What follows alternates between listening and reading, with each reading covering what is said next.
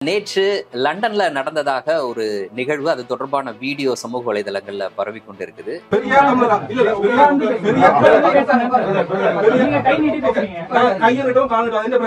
நாம் தமிழர் கட்சியை சேர்ந்தவர்கள் என்று சொல்லிக்கொண்டு சிலர் உள்ளே நுழைந்து பெரியாருக்கு ஆதரவாக இப்படிப்பட்ட ஒரு கூட்டம் நடத்தக்கூடாது, அதை தடுக்கும் நோக்கில் அவர்களுடைய அந்த வாதம் இருக்கின்றது. உண்மையில என்ன நடந்தது? இந்த கூட்டமானது பெரியார் பற்றியும் இன்று சமூக வலைத்தளங்களில் அல்லது தமிழ் சூழலிலே ஏற்பட்டிருக்கின்ற இந்த பெரியார் எதிர் விடுதலை புலிகள் அல்லது பிரபாகரன் என்ற இந்த கோணத்தில் இருந்து அந்த விடயங்களை ஆராய்வதற்காக ஒரு கலந்துரையாடலாக ஆரம்பிக்கப்பட்டிருந்தது. இதற்குள் வளமை போல இந்த விடயங்களை குழப்புவதற்காக வரும் குழு ஒன்றுதான் உள்ளே வந்திருந்தார்கள். அவர்கள் இந்த கூட்டத்தில் கலந்து கொண்டு தங்களுடைய கருத்துக்களை தெரிவிக்கலாம் என்றதன் அடிப்படையிலே அங்கு அனுமதிக்கப்பட்டிருக்கின்றார்கள். அவர்களும் தங்களுடைய கேள்விகள். நாம் தமிழர் கட்சியினர் இங்கு இலங்கை தமிழர்களுடைய ஈழத்தமிழர்களுடைய பிரச்சனைக்கோ எதுக்குமே அவர்கள் எந்த செயற்பாடுமே செய்வதில்லை. அவர்கள் செய்யும் ஒரே ஒரு செயற்பாடு என்னவென்றால், 2009 போர் முடிந்த காலகட்டங்களில் சீமானினுடைய அவருடைய பேச்சின் வசீகரத்தால் அதனை பார்த்தார்கள். ஆனால் முக்கியமாக நிதி சம்பந்தமாக இங்கு நடந்திருக்கின்ற பல்வேறுபட்ட கோளாறுகள், குழப்படிகள் மற்றும் மக்களுக்கு நேரடியாக ஏற்பட்டிருக்கின்ற அனுபவங்கள், இவற்றை வைத்து மக்கள் இது ஒரு கட்சி ரீதியாக அவர்கள் பின்னால் திரண்டிருக்கின்றார்கள், ஒரு இயக்க ரீதியாக அவர்கள் பின்னால் திரண்டிருக்கின்றார்கள் என்பது முற்றுமுழுதான உண்மை அல்ல. வணக்கம், இது அரண்சை. நான் ஹசீஃப். இன்று நம்மோடு லண்டனில் இருந்து பத்திரிகையாளர் நடேசன் இணைந்திருக்கின்றார். அவரை வரவேற்போம். வணக்கம். வணக்கம் ஹசீஃப். வணக்கம் நேர்களே. நேற்று லண்டன்ல நடந்ததாக ஒரு நிகழ்வு, அது தொடர்பான வீடியோ சமூக வலைதளங்கள்ல பரவி கொண்டிருக்குது. அதுல நம்ம பார்க்கும் பொழுது நமக்கு கிடைக்கக்கூடிய செய்தி, பெரியார் பற்றி ஒரு கூட்டம் நடைபெறுகிறது. அந்த கூட்டத்தில் ஒரு குழப்பத்தை ஏற்படுத்தக்கூடிய வகையில நாம் தமிழர் கட்சியை சேர்ந்தவர்கள் என்று சொல்லிக்கொண்டு சிலர் உள்ளே நுழைந்து பெரியாருக்கு ஆதரவாக இப்படிப்பட்ட ஒரு கூட்டம் நடத்தக்கூடாது, அதை தடுக்கும் நோக்கில் அவர்களுடைய அந்த வாதம் இருக்கின்றது. உண்மையில என்ன நடந்தது? யார் அதை ஏற்பாடு செய்த கூட்டம்? என்ன நடந்தது? உண்மையா தோழர், கடந்த சனிக்கிழமை நடைபெற்ற கூட்டம் என்றுதான் நினைக்கிறேன். வேற இறுதி நாள்ல நடைபெற்ற கூட்டம்.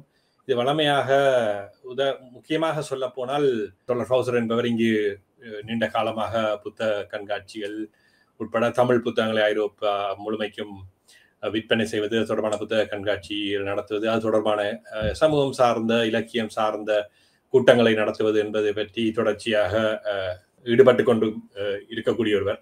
அவருடைய அமைப்பு சார்ந்தும் லண்டன் பெரியார் அம்பேத்கர் படிப்பு வட்டம் என்ற இரு அமைப்புகளும் இணைந்துதான் இந்த கூட்டத்தை அறிவித்திருந்தார்கள். அவ்வாறுதான் செய்திகள் அறிவிப்பு அவ்வாறுதான் வந்திருந்தது. இந்த கூட்டமானது பெரியார் பற்றியும் இன்று சமூக வலைத்தளங்களில் அல்லது தமிழ் சூழலிலே ஏற்பட்டிருக்கின்ற இந்த பெரியார் எதிர் விடுதலை புலிகள் அல்லது பிரபாகரன் என்ற இந்த கோணத்தில் இருந்து அந்த விடயங்களை ஆராய்வதற்காக ஒரு கலந்துரையாடலாக ஆரம்பிக்கப்பட்டிருந்தது. இதற்குள் வளமை போல இந்த விடயங்களை குழப்புவதற்காக வரும் குழு ஒன்றுதான் உள்ளே வந்திருந்தார்கள். அவர்கள் இந்த கூட்டத்தில் கலந்து கொண்டு தங்களுடைய கருத்துக்களை தெரிவிக்கலாம் என்றதன் அடிப்படையிலே அங்கு அனுமதிக்கப்பட்டிருக்கின்றார்கள். அவர்களும் தங்களுடைய கேள்விகளை கேட்கலாம், தங்களுடைய ஆட்சேபனைகளை கூட தெரிவிக்கலாம் என்றதன் அடிப்படையில் அங்கே அனுமதிக்கப்பட்டிருந்தார்கள். இது நான் அந்த காணொலியிலே பார்த்தவற்றிலிருந்தும், இந்த கூட்டம் தொடர்பாக கலந்து கொண்ட சிலரிடம் பேசியதிலிருந்தும் நடந்தவற்றைத்தான் நான் உங்களிடம் பகிர்ந்து கொள்கிறேன். நான் நேரடியாக அங்கு செல்லவில்லை. ஆனால் இந்த குழப்பத்தை நிகழ்த்தும் கூட்டம், நீங்க சொல்லியிருந்தீர்கள் இது நாம் தமிழருடைய ஆதரவாளர்கள் அல்லது நாம் தமிழர் கட்சியினர் என்று. நாம் தமிழர் கட்சியினர் அல்லது இங்கு செயற்பட்டு கொண்டிருக்கின்ற நாம் தமிழர் கட்சியினுடைய கிளை அல்லது வீரத்தமிழர் முன்னணியினுடைய கிளையிலிருந்து ஒபிஷியலாக இதற்கான அழைப்புகள் வருமா என்றால் அவ்வாறு எதுவும் வருவதில்லை. ஆனால் அதில் முக்கியமாக இருப்பவர்கள் இந்த விடயங்களிலே ஒருவர் அல்லது இருவர் கலந்து கொள்கின்றார்கள். அவர்களுடன் வேறு யாரும் செல்கின்றார்கள். அந்த கலந்து கொள்பவர்கள் தங்களுக்கும் இதற்கும் சம்பந்தம் இல்லாதது போல இருந்து கொள்வார்கள்.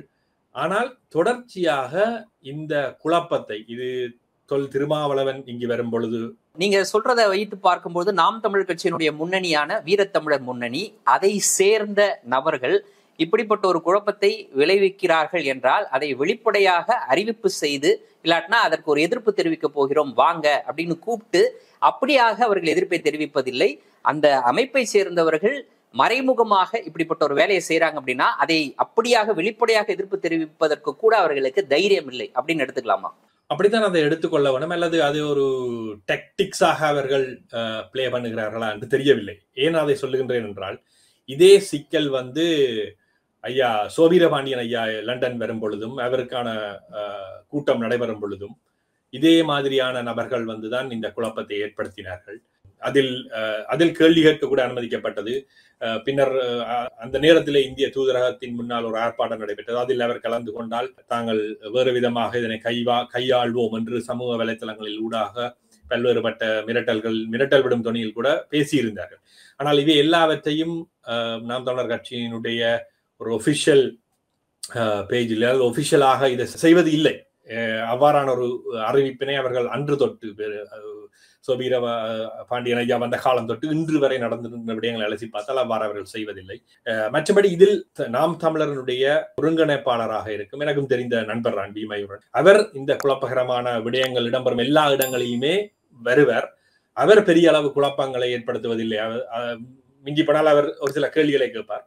ஆனால் அவருடன் வருபவர்கள் அல்லது அவர் சார்ந்து வருபவர்கள் அல்லது அவர் அழைத்துத்தான் அவர்களும் வரக்கூடும் என்று மற்றவர்களும் வரக்கூடும், அவர்கள் இதற்குள் இந்த குழப்பங்களை ஏற்படுத்துகின்றார்கள். இது நான் சொன்னது போல ஐயா சோபீரபாண்டியன் ஐயா இங்கு வரும் பொழுது ஏற்பட்ட குழப்பத்தினை ஏற்படுத்தினார்கள். விடுதலை சிறுத்தைகள் கட்சியினுடைய தலைவர் தொல் திருமாவளவன் இங்கு வரும் பொழுது புகுந்து கத்தி கூச்சலிட்டார்கள். ஜெகத் கஸ்பருடைய எழுமின் நிகழ்வு ஒரு தமிழர்களுடைய வியாபாரம் சார்ந்த ஒரு கூட்டுணைவாக சில மாநாடுகளை அவர்கள் நடத்தி கொண்டு வருகின்றார்கள். அதில் லண்டனில் நடந்த மாநாட்டில் இவ்வாறான ஒரு கூச்சல் குழப்பத்தை ஏற்படுத்தியிருந்தார்கள். இப்போது இந்த விடயத்திற்கு கூச்சல் குழப்பத்தை ஏற்படுத்தியிருக்கின்றார்கள். இதில் நீங்கள் கேட்ட கேள்வி ஒரு சுவாரஸ்யமான கேள்வியாக எனக்கு படுகின்றது. இவர்கள் ஏன் இந்த அறிவிப்பையும் செய்துவிட்டு வீரத்தமிழர் முன்னணியோ அல்லது நாம் தமிழரோ வருவதில்லை என்றால், இவர்கள் இந்த விடயத்திற்கு மட்டுமல்ல, இவர்கள் எந்த விடயத்திற்குமே நாம் தமிழராக இங்கு ஒரு போராட்டத்திற்கோ அல்லது நாம் தமிழராக இங்கு இலங்கை தமிழர்களுடைய ஈழத்தமிழர்களுடைய பிரச்சனைக்கோ எதுக்குமே அவர்கள் எந்த செயற்பாடுமே செய்வதில்லை. அவர்கள் செய்யும் ஒரே ஒரு செயற்பாடு என்னவென்றால், பெரியார் பற்றியோ அல்லது திராவிடம் பற்றியோ ஏதாவது இந்த இரண்டுக்கும் தான். திமுகவினுடைய நிகழ்ச்சிகள் இங்கு பல நடைபெற்றிருக்கின்றன. கலைஞர் கருணாநிதிக்கு நினைவஞ்சலி செலுத்தப்பட்ட ஒரு கூட்டம் நடைபெற்றது. அவருடைய புத்தக வெளியீடு நடைபெற்றது. அதற்குள் போய் அவர்கள் எந்த குழப்பங்களுமே நிகழ்த்துவதில்லை. அது பெரும்பாலும் தமிழ்நாட்டு தமிழர்களால் தான் அது நடத்தப்பட்டு கொண்டு வருகிறது. அந்த நிகழ்ச்சிகளுக்குள் போய் இவர்கள் எந்த குழப்பங்களையும் பெரிதளவில் செய்வதில்லை. அதற்குள் அவர் போவதும் இல்லை, அந்த நிகழ்ச்சிகளை கண்டுகொள்வதும் இல்லை. இது திராவிடம் சார்ந்த அல்லது பெரியார் சார்ந்த ஏதாவது நிகழ்ச்சிகள் நடைபெற்றால் அதற்குள் புகுந்து இப்படி ஒரு கூச்சல் குழப்பங்களை ஏற்படுத்தி ஒருவர் இருப்பார் இவற்றை காணொலி பதிவு செய்து ஈழத்தமிழர்களால் விரட்டி அடிக்கப்பட்ட பெரியார் கூட்டம் என்றொரு தலையங்கத்தை போட்டு காணொலிகளை பரப்பி விடுவது வளமையாக இருக்கின்றது. இதை தவிர வேறு ஒரு செயற்பாடுகளும் அவர்களுக்கு இங்கு இல்லை. இல்ல, இப்ப நீங்க சொன்னதுல இருந்து எனக்கு ஒரு கேள்வி எழுது. இப்போ திமுக சார்பாக லண்டனில் நடைபெறக்கூடிய கூட்டங்கள், இன்னைக்கு திமுக திராவிடத்தை தூக்கி பிடிக்கக்கூடிய ஒரு கட்சி, இருக்கக்கூடிய கட்சிகள்ல அது முக்கியமான கட்சி. இப்ப அந்த கட்சி சார்பாக அந்த திராவிடத்தை தூக்கி பிடித்த மறைந்த அந்த கட்சியினுடைய தலைவர் அவரை பாராட்டக்கூடிய வகையில அல்ல அவர் புத்தகத்தை வெளியிடக்கூடிய வகையில நடக்கக்கூடிய நிகழ்வுகள்ல இவங்க பூந்து குழப்பத்தை ஏற்படுத்துவதில்லை அப்படின்றத எப்படி புரிந்து கொள்ளலாம்? அதாவது பலமாக இருக்கக்கூடியவர்களிடம் அவர்கள் மோத தயாராக இல்லை. இப்படியாக ஒரு 3 பேர் 4 பேர் கூடக்கூடிய இடங்கள்ல தங்களுடைய வீரத்தை காட்டுவதற்காக வீரத்தமிழர் முன்னணின்ற பேர்ல கூட அறிவிக்காம தனிப்பட்ட முறையில போய் இவர்கள் இதை செய்கிறார்கள் அப்படின்னு புரிஞ்சுக்கலாமா? அப்படிதான் புரிஞ்சு கொள்ள வேண்டியிருக்கு. அதுல முக்கியமாக ஒரு உளவியல் ரீதியாக இதனை பார்க்க வேண்டியிருக்கின்றது. இப்ப திமுகவினுடைய கூட்டங்களாக இருக்கலாம் அல்லது கலைஞர் சார்ந்த திமுகவால் ஒருங்கிணைக்கப்படுகின்ற இந்த கூட்டங்கள் கொஞ்சம் பெரிய அளவில் நடைபெறும். உதாரணமாக சொன்னால் திமுகவினுடைய கலைஞர் அந்த தொடர்பான அண்மையிலே நடைபெற்ற ஒரு புத்தக வெளியீடு நான் நினைக்கிறேன் ஒரு பெரிய அளவில் இடம்பெற்றது. இங்கு இருக்கிற பாராளுமன்ற உறுப்பினர்கள் கூட அழைக்கப்பட்டிருந்தார்கள், மேயர் அழைக்கப்பட்டிருந்தார். இவ்வாறான ஒரு பெரிய ஸ்கேலில் அது இடம்பெறுகின்ற கூட்டங்களாக இருக்கின்றது. அதில் இங்கிருக்கின்ற ஈழத்தமிழர்கள் சார்பாக அல்லது ஈழத்தமிழர்களுடைய அரசியலை இங்கு முன்னெடுக்கின்ற வெளிநாடுகளிலே முன்னெடுக்கின்ற புலம்பெயர் அமைப்புகள் சிலவும் அங்கு கலந்து கொள்கின்றன. அப்ப அது ஒரு பெரிய அளவிலான கூட்டமாக இடம்பெறுகின்ற பொழுது இவர்கள் அதற்குள் பெரிதளவு செல்வதில்லை.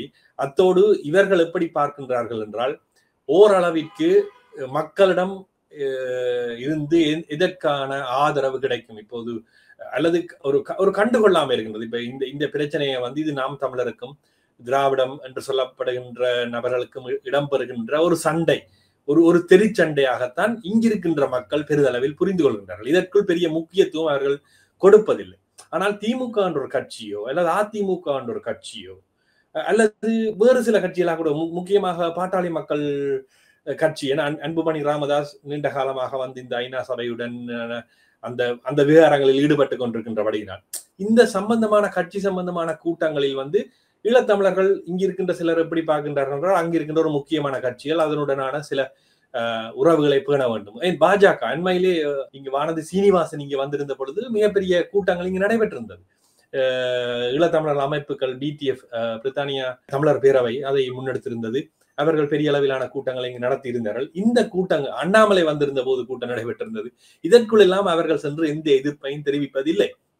ஏனென்றால் இந்த கூட்டங்களை இங்கிருக்கின்ற ஈழத்தமிழர்கள் சார்ந்த சிலர் எப்படி பார்க்கின்றார்கள் என்றால் இந்திய அரசு அல்லது அங்கிருக்கின்ற முக்கியமான கட்சிகள் ஆளும் தரப்பாக இருக்கின்ற கட்சிகளுடன் நெருக்கமான உறவை பேண வேண்டும். அதற்குள் சென்று இவர்கள் குழப்பத்தை ஏற்படுத்தும் பொழுது இவர்கள் ஒரு குழப்பவாதிகளாகத்தான் மக்களால் புரிந்து கொள்ளப்படுவார்கள். ஆனால் இந்த மாதிரியாக மிகச் சிறிய அளவிலே மக்கள் மத்தியிலே பெரிய அளவில் இந்த இலக்கிய கூட்டங்களோ அல்லது பெரியார் சார்ந்த கூட்டங்களோ உண்மையிலே பெரிய அளவிலே பிரபல்யமானவை அல்ல.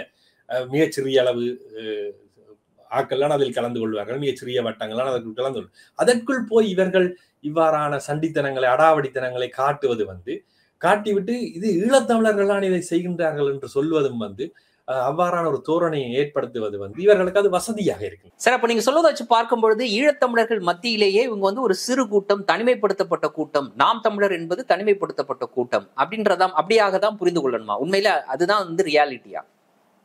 ரியாலிட்டியா தான். எனக்கு நான் நீண்ட காலமாக அதனைத்தான் தமிழ்நாட்டு பரப்பில் அதனை பேச வேண்டி இருக்கின்றது என்றால் தமிழ்நாட்டு பரப்பில் புரிந்து கொள்வது போல ஒட்டுமொத்தமாக ஈழத்தமிழர்கள் நாம் தமிழர் கட்சியின் பின்னால் நிற்கின்றார்கள் என்ற ஒரு மாய பிம்பம் கட்டப்படுகின்றது. அது முற்றுமுழுதாக உண்மை அல்ல. 2009 போர் முடிந்த காலகட்டங்களில் சீமானினுடைய பேச்சுக்கு அல்லது ஈழத்தமிழர்கள் தங்களை ஒரு அரசியல் அனாதைகளாக ஆதரவற்றவர்களாக இங்கிருக்கின்ற அமைப்புகளினுடைய தலைகீழான நிலைப்பாடுகளால் அவ்வாறான ஒரு நிலையில் அவருடைய பேச்சின் வசீகரத்தால் அதனை பார்த்தார்கள். ஆனால் தொடர்ச்சியாக வந்த காலகட்டங்கள் முக்கியமாக நிதி சம்பந்தமாக இங்கு நடந்திருக்கின்ற பல்வேறுபட்ட கோளாறுகள், குழப்படிகள் மற்றும் மக்களுக்கு நேரடியாக ஏற்பட்டிருக்கின்ற அனுபவங்கள் இவற்றை வைத்து மக்கள் இது ஒரு கட்சி ரீதியாக அவர்கள் பின்னால் திரண்டிருக்கின்றார்கள், ஒரு இயக்க ரீதியாக அவர்கள் பின்னால் திரண்டிருக்கின்றார்கள் என்பது முற்றுமுழுதான உண்மை அல்ல. பெரும்பான்மையான ஈழத்தமிழர்களுக்கு இது ஒரு பொழுதுபோக்கு, ஒரு சீமானினுடைய பேச்சு ஒரு பொழுதுபோக்கு, அவ்வளவுதான். அதனை பார்த்து விட்டதை நகர்ந்து விடுவார்கள். இன்று அது கூட உதாரணமா சொன்னால் இந்த பேச்சின் ஒரு வாக்காக திரளுமா, ஒரு பெரிய அரசியல் இயக்கமாக திரண்டிருக்கின்றதா ஈழத்தமிழர்கள் மத்தியில் என்றால் அது நிச்சயமாக இல்லை. இன்று நிதி அளிப்பவர்கள் கூட இங்கு அவர்களுடைய வரவு செலவு கணக்கு இங்கு அவர்கள் ஒரு தொண்டு நிறுவனமாக தங்களை ஒரு சேரிட்டியாக பதிந்து வைத்திருக்கின்றார்கள்.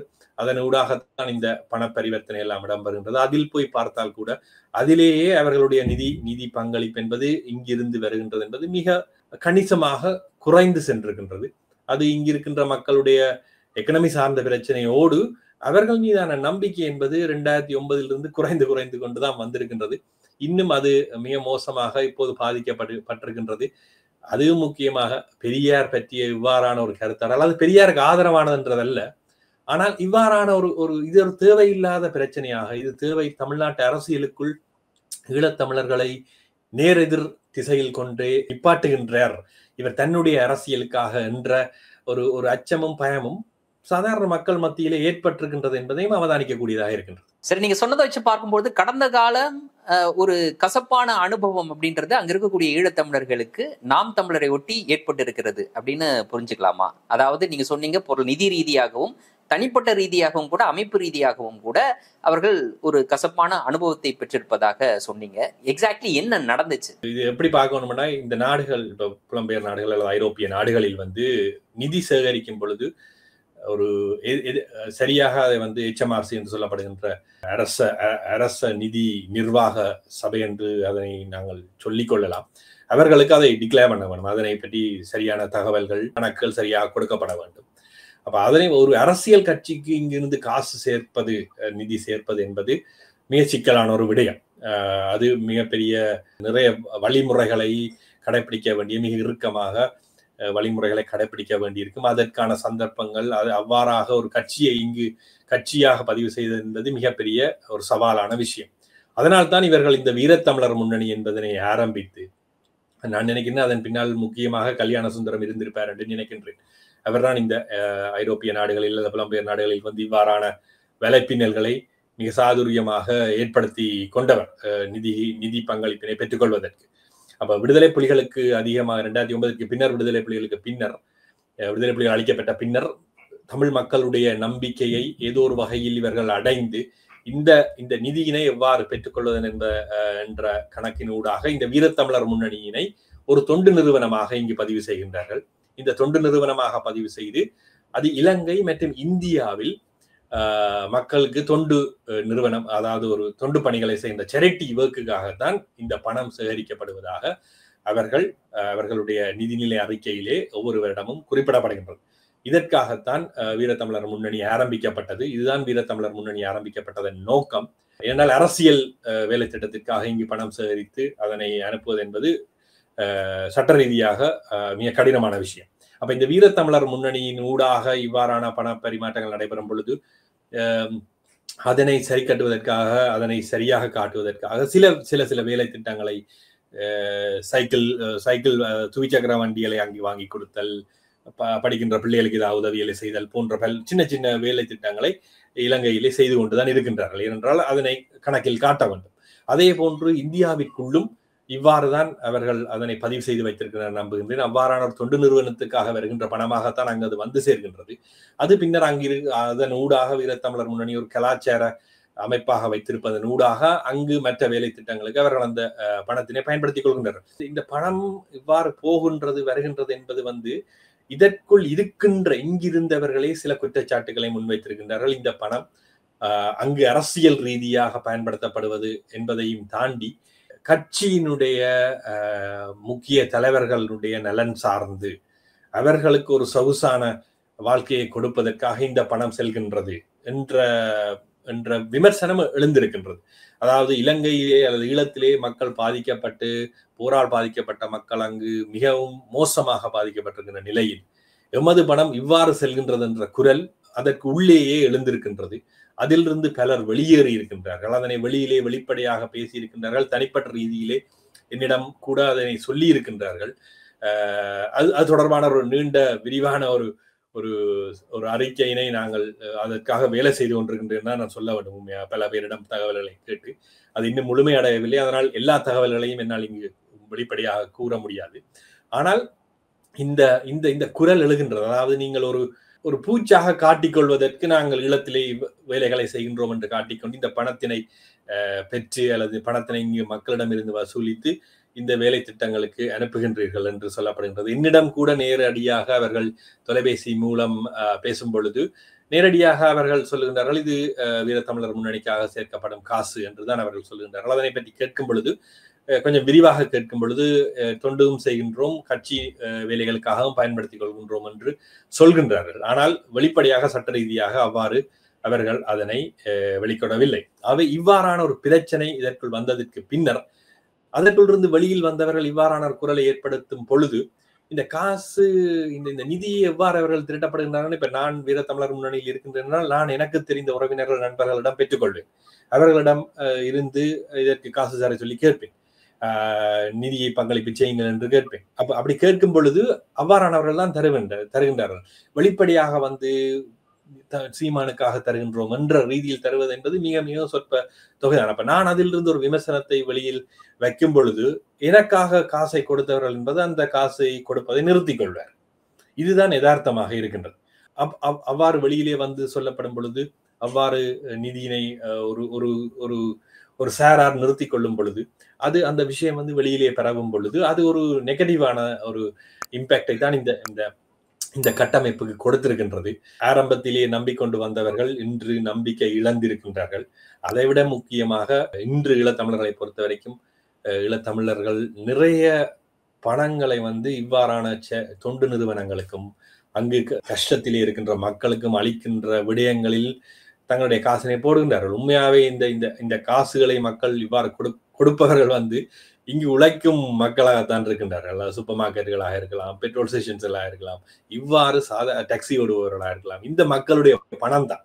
அப்ப இந்த மக்கள் மிகவும் ஒரு நெருக்கடி மத்தியில் தான் இந்த காசை கொடுக்கின்ற பொழுது அவர்களுக்கு அது ஒரு கேள்வியாக இருக்கின்றது.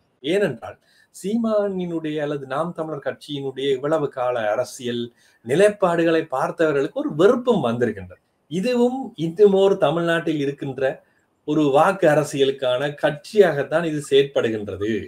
அதுவும் அந்த பொட்டமான் தொடர்பான காணொளி வந்த பொழுது தடா சந்திரசேகருடைய பேச்சு, நீங்கள் தோல்வியடைந்தவர்கள் தானே என்று சொல்லப்பட்ட அந்த விஷயம் எல்லாம் வந்து ஒரு சலசலப்பை மக்கள் மத்தியிலே ஏற்படுத்தி இருக்கின்றது. நீங்களும் இன்னுமோர் வாக்கு சேகரிக்கும் கட்சிகள் தான். எவ்வாறு ஈழத்தமிழர்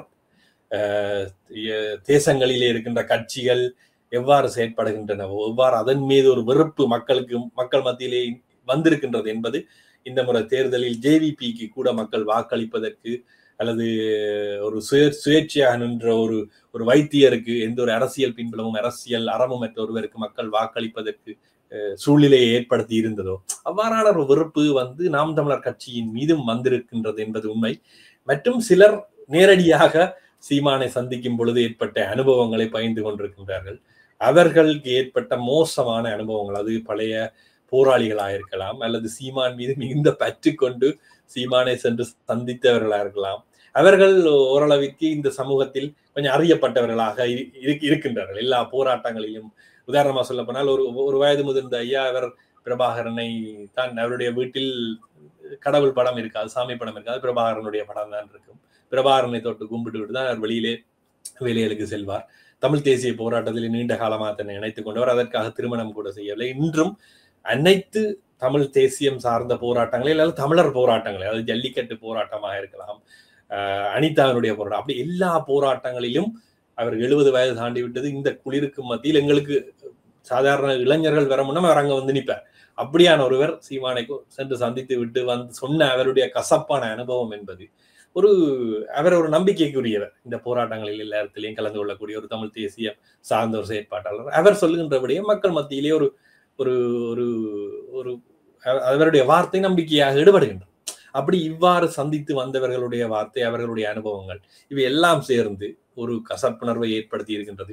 இன்று சீமான் செல்லும் பாதை என்பதும் அல்லது நாம் தமிழர் செல்லும் பாதை என்பதும் அவர்களை பொறுத்த வரைக்கும் இதுவும் இன்னொரு வாக்கு, தாங்கள் அதிகாரத்தை வருவதற்காக வாக்கு பெறுவதற்கான ஒரு கட்சி, அதற்காக எங்களுடைய போராட்டத்தை இவ்வாறு பயன்படுத்திக் கொள்கின்றார்கள் என்ற ஒரு மனநிலைக்கு மக்களை கொண்டு வந்திருக்கு. சரி, நீங்க தொடக்கத்திலே சொல்லும் போது சொன்னீங்க, இப்போ தமிழ்நாட்டில் இருக்கக்கூடிய தமிழர்களுக்கு எதிர்நிலையில ஈழத்தமிழர்களை நிறுத்தக்கூடிய வேலையில இன்னைக்கு சீமான் ஈடுபட்டு கொண்டிருக்கிறார். அதற்கான ஒரு கருவியாக இன்னைக்கு பெரியார் எதிர்ப்பை கையில் எடுத்திருக்கிறாரு. அப்போ அங்க இருக்கக்கூடிய ஈழத்தமிழர்கள் இதை உணர்ந்திருப்பதாக நீங்க சொல்றீங்க. அப்போ அந்த வகையில் நாங்கள் பெரியாரை எதிர்க்கவில்லை, இயக்கம் இருந்த போதும் பிரபாகரன் அவர்கள் பெரியாரை எதிர்க்கவில்லை அப்படின்றத முன்னெடுத்துட்டு போகக்கூடிய வகையில் அங்க இருக்கக்கூடிய ஈழத்தமிழ் அமைப்புகள் இது போன்ற தொடர் கூட்டங்களை நடத்த வேண்டிய தேவை இருக்கா? அதை செய்யக்கூடிய மனநிலையில் இருக்கிறார்களா? செய்வதற்கான வாய்ப்பும் இருக்கா? இல்ல, உண்மையிலேயே சொல்ல போனால் இங்க இருக்க ஈழத்தமிழர் அமைப்புக்கு இந்த பிரச்சனை இங்கு புலம்பெயர் சூழலில் இருக்கின்ற பிரச்சனை, இன்று இந்த புலம்பெயர் சூழலில் அவர்கள் எதிர்கொள்ளக்கூடிய இங்க இருக்கின்ற புலம்பெயர் மக்கள் எதிர்கொள்ளக்கூடிய பிரச்சனை என்பது மிகப்பெரிய பிரச்சனையாக இருக்கின்றது. அது அகதிகள் உரிமைகள் சார்ந்த பிரச்சனை, வாழ்வாதாரம் சார்ந்த பிரச்சனை போன்ற பல்வேறுபட்ட பிரச்சனைகளை இங்கு அவர்கள் எதிர்கொள்கின்றார்கள். மிக நெருக்கடியான பொருளாதார சூழ்நிலை சிக்கல் போன்ற பல்வேறுபட்ட பிரச்சனைகளை அவர்கள் எதிர்கொள்கின்றார்கள். மக்களை பொறுத்த வரைக்கும் அந்த மக்களை ரெப்ரசென்ட் பண்ற அமைப்புகள் சில அமைப்புகள் அதனை பற்றிய அதனை முன்னெடுத்து செல்கின்றன. ஈழத்தமிழர்களுடைய அரசியல் சார்ந்த பிரச்சனையை பெரும்பாலான அமைப்புகள் முக்கியத்துவம் கொடுக்கின்றன. இந்த பிரச்சனையை பெருமளவில் யாரும் முக்கியத்துவம் கொடுக்கவில்லை. ஏன்னா இந்த பிரச்சனை அவர்கள் முன்னெடுக்கக்கூடிய அந்த உரிமை சார்ந்த பிரச்சனையுடைய ஒரு பகுதியாக அவங்க பார்க்கலையா? இல்லை, அவர்கள் எவ்வாறு பார்க்கின்றார்கள் என்று சொன்னால், அவர்களுக்கும் உதாரணமா சொல்றேன், இங்க இருக்கின்ற முக்கியமான பெரும் அமைப்புகளுக்கும் அங்கிருக்கின்ற இந்திய அரசு அல்லது இந்தியாவில் ஒரு ஆளும் கட்சிகளாக இருக்கின்ற கட்சிகளுடனும் அவர்கள் சுமூகமான நிலைப்பாட்டுடன் தான் இருக்கின்றார்கள். அது நீங்கள் ஒரு துரோகமாரனுடைய அறிக்கையை கூட பார்த்திருப்பீர்கள். நாடு கடந்த தமிழர் அரசாங்கத்தினுடைய பிரித்தானிய தமிழர் பேரவையாக இருக்கலாம், தமிழர் ஒருங்கிணைப்பு குழுவாக இருக்கலாம், இன்று பலர் இருக்கின்றார்கள். ஆனால் இந்த பிரச்சனையில் அவர்கள் எவ்வாறு பார்க்கின்றார்கள் என்றால், இந்த பிரச்சனை நான் முதலே சொன்னது போல இது ஒரு தேவையற்ற பிரச்சனை. இந்த பிரச்சனையை பேசுவதன் ஊடாக ஈழத்தமிழர்களுடைய வாழ்வியல் அல்லது ஈழத்தமிழருடைய விடுதலை சார்ந்த பிரச்சனையில் இதில் எங்கு சென்று இதில் என்ன பயன் இருக்கின்றது என்றொரு விடயத்தை அவர்கள் யோசிக்கின்றார்கள். ஆனால் நீங்கள் கேட்பது போல இதற்கு பதிலளிக்கின்ற வேலையை உண்மையிலே செய்ய வேண்டித்தான் இருக்கின்றது. அதை நோக்கி நாங்கள் சில வேலை திட்டங்களை முன்னெடுக்க வேண்டும் என்று இங்கிருக்கின்ற சில செயற்பாட்டாளர்கள் தொடர்ச்சியாக கதைத்து வருகின்றோம். அதில் எங்களை பொறுத்தவரை முக்கியமாக இருக்கின்றது, நீங்கள் சொல்கின்ற பெரியாரை எதிர்க்கின்ற வேலையை சீமான் செய்கின்றாரா என்றால் செய்கின்றார். அதற்கு ஈழத்தமிழர்கள் பதிலளிக்க வேண்டும் என்றால் சீமான் பெரியாரை எதிர்ப்பதும் ஆதரிப்பதும் அவருடைய நிலைப்பாடு. ஆனால் அதனை அவர் செய்யவில்லை. சீமான் பெரியாரை சீமான் வர்சஸ் பெரியார் என்று நிறுத்தவில்லை. இங்கு பிரச்சனை என்னவா இருக்கின்றது என்றால் ஈழப் போராட்டம் அல்லது தேசிய தலைவர் பிரபாகரன் வர்சஸ்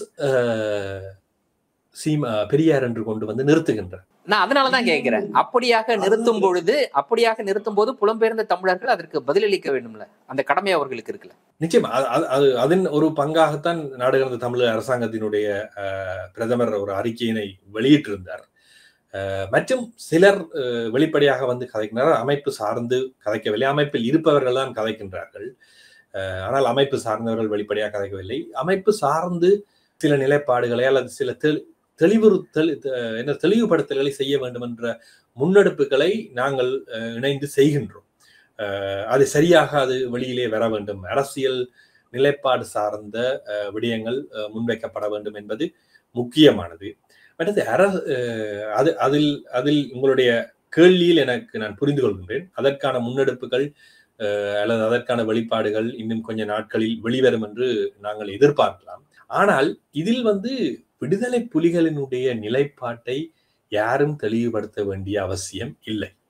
ஏனென்று சொன்னால் விடுதலை புலிகள், நாங்கள் தொடர்ச்சியாக எல்லோரும் சொல்லி வருகின்ற விடயம் ஒன்றுதான். விடுதலை புலிகள் இவர்கள் என்ன சொல்லுகின்றார்கள் என்றால் பெரும்பாலும் 2009 வரைக்கும் திமுக அல்லது திராவிட அரசியல் பெரியாரிய இயக்கங்கள் தொடர்பான விடுதலை புலிகளின் நிலைப்பாடு 2009க்கு பின்னர் மாறிவிட்டது என்று சொல்லுகின்றார்கள். அதற்கு சொன்னவர்கள் காரணம் 2009 திமுகவினுடைய அரசியல் நிலைப்பாடு, திமுக வந்து தன்னை தக்க வைத்துக் கொள்வதற்காக ஆட்சி அதிகாரத்தில் ஈழப் போராட்டத்தை கைவிட்டது என்று சொல்லுகின்றார். இது 2009 மட்டுமல்ல, விடுதலை புலிகளுக்கு தொடர்ச்சியாக தெரிந்த ஒரு விடயம், விடுதலை புலிகள் என்றுமே தேர்தல் பாதையை ஏற்றுக்கொள்ளவில்லை. தேர்தல் பாதையில் இருக்கும் கட்சிகளுடன் அவர்கள் தங்களுடைய தோழமை கட்சிகளாக, தங்களுடைய நட்பு சக்திகளாக அவர்கள் வந்து என்றுமே பிரச்சாரப்படுத்தியதும் இல்லை, அவ்வாறு அறிவித்துக் கொண்டதும் இல்லை. இது தமிழ்நாட்டில் மட்டுமல்ல, ஈழத்திலுமே அவர்களுடைய நிலைப்பாடு அதுதான். அவர்கள் தமிழ் தேசிய கூட்டமைப்பு என்ற கூட்டமைப்பை உருவாக்கி அதன் பின்னணியில் இருந்து தேர்தலை சந்திக்க இருந்தாலும் என்றுமே தங்களுடைய குரலாக அவர்கள் ஒலிப்பார்கள் என்றோ, தங்களுடைய நிலைப்பாட்டுடன் தான் அவர்கள் இருப்பார்கள் என்றோ அவர்கள் ஒரு நாளும் சொல்லவில்லை.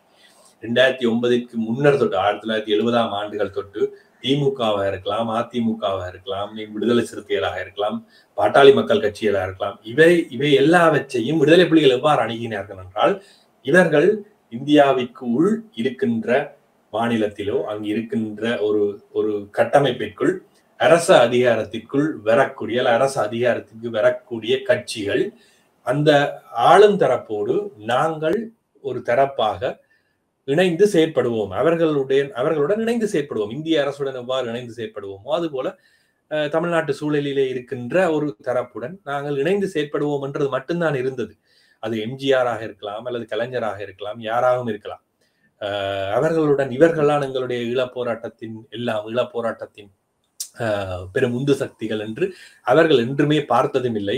தங்களுக்கு ஏதுவான நிலைப்பாட்டைத்தான் அவர்கள் எடுப்பார்கள் என்று என்றுமே அவர்கள் அதை புரிந்து கொண்டதும் இல்லை. அதனால் அவர்களை எதிர்ப்பு சக்திகளாக கூட அவர்கள் பார்த்ததில்லை.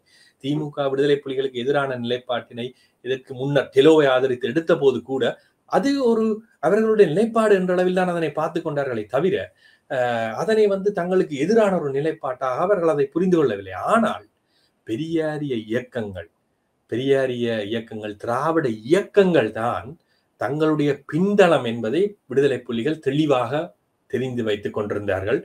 அவர்களுடைய நட்பு சக்திகளாக தமிழ்நாட்டிற்குள் இவர்கள் அந்த போராட்ட இயக்கங்களைத்தான் விடுதலை புலிகள் இறுதி வரை வைத்துக் கொண்டிருந்தார்கள்.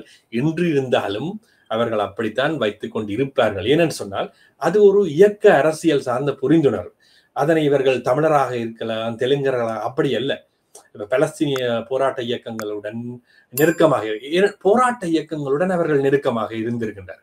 உதாரணமாக சொல்ல போனால் வீரப்பனுடன் கொஞ்சம் நெருக்கமாக இருந்திருக்கிறது வாய்ப்பு இருக்கின்றது. ஏனென்றால் அவர் ஒரு இயக்கமாக இருந்திருக்கின்றார். அவர் மீது விமர்சனங்கள் ஒரு பக்கம் இருந்தாலும் ஒரு இயக்கமாக ஒரு ஆயுதம் தாங்கி ஒரு ஆயுத போராட்டத்தை முன்னெடுக்கக்கூடியவர்கள் என்ற அடிப்படையில் ஒரு போராட்ட இயக்கங்களாகத்தான் அவர்கள் பார்த்திருக்கின்றார்கள். அவ்வாறுதான் அவர்களுடைய நிலைப்பாடுகள் இருந்திருக்கின்றன தவிர தேர்தல் அரசியல் கட்சிகளுடன் அவர்களுக்கு பெருமளவான இணக்கம் இருந்ததில்லை. அவர்களை ஒரு நட்பு சக்திகளாக அவர்கள் புரிந்து கொள்ளவில்லை. ஆகவே இன்று 2009 பின்னர் எடுத்த நிலைப்பாட்டினால் தான் விடுதலை புலிகள் இவ்வாறான ஒரு மாற்று சிந்தனையை கொண்டு வந்திருப்பார்கள் அல்லது மாற்று நிலைக்கு தள்ளப்பட்டிருக்கின்றார்கள் என்பதெல்லாம் விடுதலை புலிகள் ஏதோ பெரியார் தமிழர் இல்லை, வைகோ தமிழர் அல்ல, அல்லது கோவை ராமகிருஷ்ணன் தமிழர் அல்ல என்று விடுதலை புலிகளுக்கு தெரியாதா? இவர்களால் என்று சொல்லிக் கொடுக்க போகின்றார்கள்.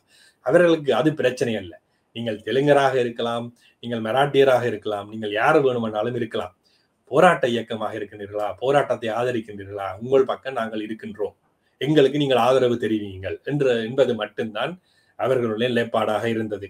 இவ்வளவும் சொல்லுகின்றார்கள் நாம் தமிழர் கட்சியினர். விடுதலை புலிகளின் தலைவர் பிரபாகரன் தன்னுடைய வழிகாட்டியாக யாரை சொன்னார் என்றால் யாரையும் தமிழரை சொல்லவில்லை. அவர் பகத்சிங்கை தான் சொன்னார். பல்வேறு பேட்டிகளில் நேரடியாக குறிப்பிட்டிருக்கின்றார். யார் உங்களுடைய வழிகாட்டி என்றால் பகத்சிங்கை தான் அவர் சொல்லுகின்றார். அவர் தமிழர் ஒருவரை அவர் சொல்லவில்லை. ஏனென்றால் அவரை பொறுத்த வரைக்கும் பகத்சிங் மூர்க்கமாக விடுதலையை நோக்கி போராடினார், ஆயுதம் எடுத்து போராடினார், ஆயுத வழியிலே போராடினார். அதுதான் தன்னுடைய வழிகாட்டியாக பகத்சிங்கை பிரபாகரன் சொல்வதற்கு மிக முக்கிய காரணமாக இருந்திருக்கின்றது. ஆகவே இந்த தமிழர் அல்லாதார் என்ற பிரச்சனையை ஊடாக ஈழத்தமிழர் போராட்டத்தை குறுக்க முடியாது. இன்னும் விரிவாக சொல்ல போனால் திராவிடம் என்ற விடயத்தை பெரியார் ஏன் கையில் எடுக்கின்றார் என்றால் பார்ப்பனர் அல்லாதார், பார்ப்பனர் இதற்குள் வரக்கூடாது என்பதற்காக தமிழர் என்று சொல்லாமல் திராவிட என்ற சித்தாந்தத்தை அல்லது அந்த சொற்றொடரை பயன்படுத்துகிறார் பெரியார். ஈழத்தில் தமிழர் என்று சொன்னால் அங்கிருக்கும் மற்ற தங்களை தமிழர் என்று கருதாத மக்கள் இந்த போராட்டத்திற்குள் தங்களை இணைத்துக் கொள்ள மாட்டார்கள் அல்லது தங்களை இதற்குள் இணங்கிக் கொள்ள மாட்டார்கள் என்ற புரிதலில் விடுதலை புலிகள் தொடர்ச்சியாக தமிழ் பேசும் மக்கள் என்றுதான் பயன்படுத்தினார்கள்.